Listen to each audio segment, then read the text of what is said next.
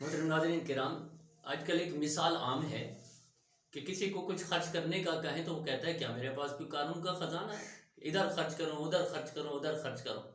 آپ کو پتا ہے قارون کے پاس کتنا خزانہ تھا؟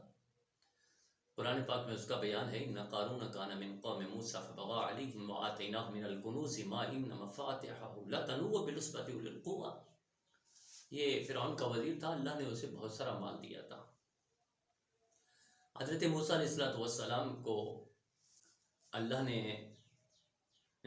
بھیجا کہ جاؤ اس قارون سے کہو کہ جا کر اپنے مال میں سے کچھ حصہ اللہ کی راہ میں خرچ کرے اور غربا پر اور یہ غریب لوگوں پر اور جہاں مستحقین ہیں ان کے اوپر خرچ کرے۔ تو حضرت موسیٰ علیہ السلام نے جا کر اسے نصیحت کی کہ اے قارون، اللہ نے تمہیں مال دیا ہے، اس مال کو اللہ کے لیے خرچ کر، کچھ نہ کچھ حصہ نکال دے۔ انہوں نے کہا کتنا حصہ؟ بھائی 40واں حصہ نکال دے اپنے مال میں سے زکوٰۃ کا۔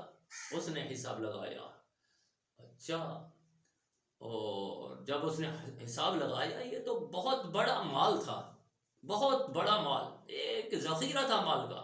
جی ہاں، ایک ذخیرہ جو اللہ کے نام ہے، 40واں حصہ۔ اور آپ اندازہ لگائیے اس کے پاس اصل مال کتنا ہوگا۔ قرآن پاک میں اس کے ہے لَتَنُوء بِالْعُصْبَةِ أُولِي الْقُوَّةِ، ایک بہت مضبوط جماعت اس کی خزانے کی چابیاں نہیں اٹھا سکتی تھی۔ روایت میں آتا ہے 40 اونٹ اس کے خزانے کی چابیاں لے کر چلتے تھے، اتنا خزانہ اللہ نے اسے دیا ہوا تھا، لیکن اس نے اللہ کی راہ میں خرچ کرنے سے منع کر دیا۔ بھائی یہ تو چٹی ہے، میں کیوں خرچ کروں؟ اللہ کے نبی حضرت موسیٰ علیہ السلام نے اسے بہت ساری نصیحت کی کہ اے قارون دیکھ، لا تفرح ان اللہ لا يحب الفارحین، تیرے اندر یہ تکبرانہ انداز یاد رکھ، اللہ اس کو پسند نہیں کرتا۔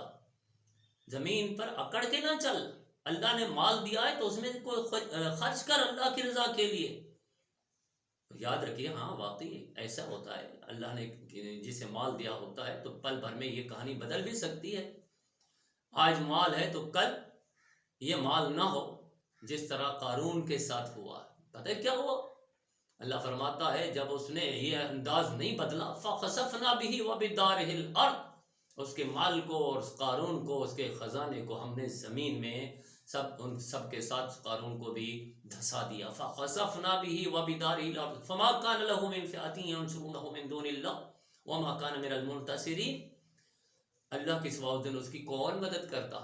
جی، آج اس کے پاس کوئی اپنی جماعت میں سے کوئی اس کے مدد کرنے والا نہیں تھا۔ وہ جو جماعتوں کے ساتھ چلتا تھا، آج اس کی جماعت یہ دیکھ کر، اللہ کی پکڑ کو دیکھ کر بھاگ گئی، اس سے وہ بھاگ گئی، کوئی اس کی مدد کو نہ آیا، وہ زمین میں دھستا گیا۔ حتیٰ کہ وہ جب روایت میں آتا ہے جب وہ گلے تک دھس گیا تو وہ مان گیا کہ میں اب یہ اللہ کی راہ میں خرچ کروں گا، لیکن اللہ کو اس کے خزانے کی ضرورت نہیں تھی، اس کے خلاص کی ضرورت تھی، اور وہ زمین میں دھستا گیا۔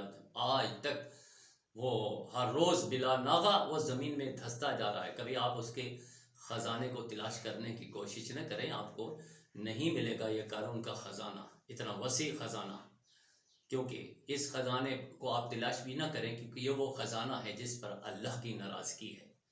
اللہ نے اگر آپ کو کچھ خزانہ دیا ہے، کچھ مال دیا ہے، تو آپ بھی اللہ کی راہ میں خرچ کرنے سے گریز نہ کریں۔ نتیجہ ہمارے اس پورے واقعے سے یہی نکلتا ہے، اللہ نے ہمیں مال دیا ہے تو اللہ کے بندوں کے جو مستحقین ہیں ان میں خرچ کرنے کی اللہ تعالیٰ توفیق بھی عطا فرمائے، آمین۔